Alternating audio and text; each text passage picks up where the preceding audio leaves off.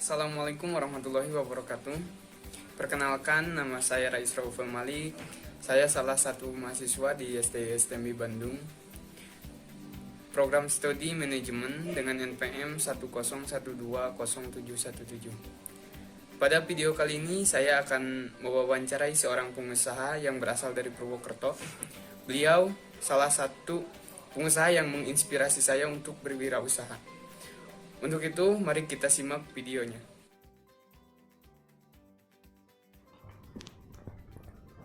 Oke, kali ini saya sudah bersama Mas Aldo. Beliau salah satu pengusaha yang berasal dari Purwokerto. Langsung saja ke intinya ya Mas. Yang pertama, bisnis apa yang sedang Mas jalani saat ini Mas? Ya terima kasih sebelumnya. Jadi alhamdulillah saya kebetulan saat ini sedang mengelola beberapa usaha di bidang produk makanan. Ya. Yang kedua di bidang lembaga pendidikan. Jadi kalau di produk makanan ya mungkin produk-produk olahan UMKM. Jadi saya punya brand namanya Dirjo Putro. Itu ada beberapa produk olahan makanan snack, kemudian olahan susu juga, dan makanan dan minuman ya. Kemudian ada permen dan sebagainya. Ya intinya memang produk yang memang daya simpannya cukup panjang. Nah, kemudian kita pasarkan udah sampai seluruh Indonesia sih. Kalau di lembaga pendidikan sendiri kita saat ini mengelola sekolah bisnis Ya, yang mungkin targetnya tentu para teman-teman yang masih muda, SMA, mahasiswa. Kemudian kita juga ada sekolah UMKM gitu. Untuk merintisnya nih Mas, kalau boleh tahu kapan Mas mulai merintis dan bagaimana itu sejarah saat Mas merintis usaha ini?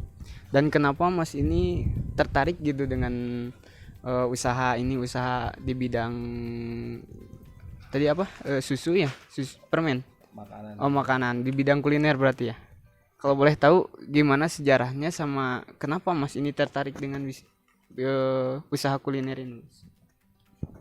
Saya dulu bukan usaha ya. Saya juga sebelum merintis usaha saya juga dulu itu bekerja. Ya hampir 8 tahun saya bekerja di sebuah perusahaan perbankan. Terus mulai merintis, tapi sebetulnya saya sudah sejak SMA kuliah semester akhir itu saya sudah mulai usaha. Jadi kalau dihitung berapa jenis usaha yang udah dijalanin banyak sekali. Cuma ya gagal gitu ya. Apa jatuh bangun gitu. Nah, ya bersyukurnya sekarang kalau dulu saya waktu mulai usaha itu nggak ada tuh yang dampingin. Hampir sedikit sekali yang support. Orang tua juga nggak, cenderung tidak memberi dukungan ya. Karena pengennya orang tua saya ya kamu kerja yang betul gitu ya. Nah kalau sekarang kan kita sekolah bisnis di mana-mana, kemudian longgar ya. Nah alhamdulillah setelah saya beberapa kali usaha itu saya semakin yakin bahwa apapun usahanya dijalani. Jadi dulu saya mulai fokus betul secara legalitas bisnis dan sebagainya 2013. 2013. Iya, waktu itu usaha yang jalanin susu kambing etawa gitu ya. Itu mulai memikirkan BP POM, perizinan dan sebagainya. Kemudian saya juga usaha kuliner, cuma memang harus tutup karena kondisinya tidak memungkinkan untuk dilanjutkan. Nah sekarang saya mulai berpikir untuk mengembangkan produk di olahan makanan dan minuman. Jadi kita menggandeng beberapa UMKM, memberdayakan masyarakat. Jadi memproduksi beberapa produk olahan snack ya dan minuman gitu ya. Yeah. Jadi itu nanti bisa dipasarkan dan alhamdulillah juga semakin baik.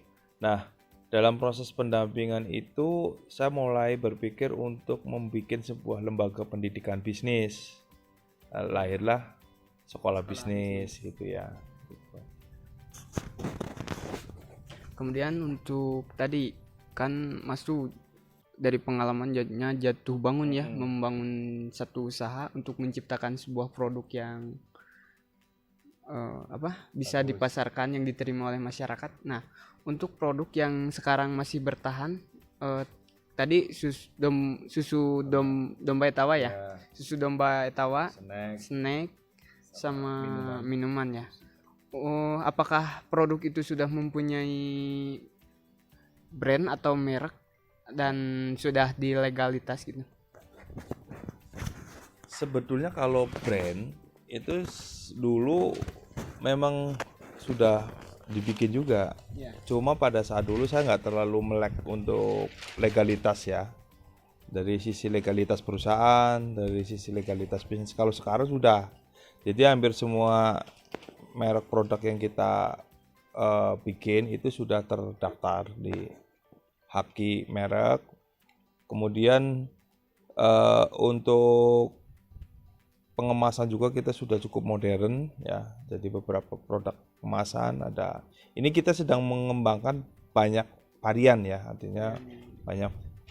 Nah, sekarang itu lebih enak memang, artinya berbeda ketika dulu saya mulai merintis produk makanan itu perizinannya harus jauh tuh ke Jakarta. Tapi kalau sekarang kan di daerah juga BP POM juga sudah ada.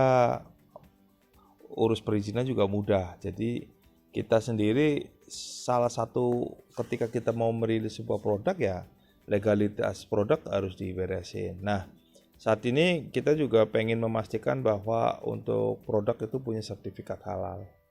Insya Allah ini sudah dalam proses semua sih. Oh iya, dari tadi ngomong seputar produk dan produk ya. Untuk alamat usahanya nih, Mas. Untuk alamat usahanya itu di mana, sama apakah sekarang sudah mempunyai karyawan? Dan apabila ada, berapa jumlah karyawan yang Bapak miliki? Kalau yang untuk pengolahan produk UMKM, kita ada kelompok usaha. Jadi kita melibatkan di Kecamatan Kembaran Purwokerto. Kita melibatkan beberapa ibu-ibu, jadi diolah sedemikian rupa. Tapi kalau untuk produksi minuman yang dari bahan itu kita ada sedikit workshop atau pabrik kecil lah ya di Kembaran juga. Tapi kalau untuk yang sekolah itu ada di Purwokerto. Saat ini memang untuk tim inti sih nggak terlalu banyak. Tim banyak ya mungkin masih karyawan, plus minus 30-an lah ya. 30-an. Tapi kita memang memberdayakan banyak ibu-ibu. Jadi kita mengadakan pelatihan produk makanan sesuai dengan spek yang kita arahkan, mereka bikin, kita pasarkan tuh. Gitu. Nah, untuk keuntungan dari produk yang Mas ini pasarkan, untuk keuntungannya omset per harinya itu berapa untuk per bulannya? Apakah ya bisa memenuhi untuk kebutuhan perusahaan atau kebutuhan karyawannya, itu gimana Mas? Kalau ya usaha itu jelas harus untung ya, harus untuk bisa jalankan harus untung itu. Saya beberapa tahun lalu saya menutup beberapa usaha ya karena dianggap tidak menguntungkan. Artinya tidak jalan. Alhamdulillah sih saat ini baik usaha yang produksi untuk produk makanan dan minuman itu cukup menjanjikan. Dalam kondisi tahun 2020 ini juga meskipun sulit ya, tapi ternyata cukup bagus dan ini bisa berdampak baik buat para ibu-ibu. Mereka cukup dapat penghasilan gitu ya. Kita juga bisa mengoperasionalkan kantor gitu kan. Ya alhamdulillah cukup lah, itu usahanya jalan gitu. Untuk kendalanya nih Pak, kendala untuk dalam menjalankan usaha ini, bisnis ini, apakah ada kendala yang bisa berakibat fatal gitu? Bisa, apalagi sekarang dalam masa pandemi ya. Untuk kendala Bapak dalam menjalankan usaha itu seperti apa sih? Kalau kendala sejujurnya saya tipikal yang saat ini lebih suka lihat tantangan ya. Ya saya kalau bukan kendala ya, tapi tantangan saya ke depan itu memang bagaimana saya bisa memproduksi produk itu dalam skala massal. Jadi saya mulai pengen usaha rumahan yang dijalani itu bisa mulai mengenal fabrikasi. Karena apa? Memang salah satu tantangan yang berat di kami itu kami belum bisa bersaing secara pricing, secara harga dengan beberapa produk-produk snack ya khususnya ya, atau minuman yang dikeluarkan oleh fabrikasi. Ya karena kami masih menggunakan tenaga secara kecil, jadi tingkat efisiensinya kecil. Jadi ke depan mudah-mudahan kita bisa menggunakan peralatan yang kapasitasnya lebih besar sehingga lebih mudah. Tapi kalau dari sisi untuk usaha jasa sih kita udah yakin lah, mudah-mudahan ini tahun yang tepat untuk mengembangkan usaha itu. Untuk ini sekarang untuk tips dan motivasi Bapak dalam menjalankan usaha ini apa sih, supaya tips dan motivasi yang Bapak berikan itu menjadi inspirasi gitu, menjadi motivasi untuk para pengusaha-pengusaha yang ada di luar sana.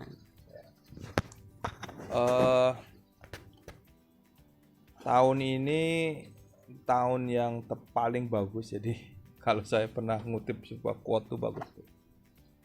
Tahun 2020 itu adalah masa terbaik dalam sejarah manusia untuk memulai bisnis.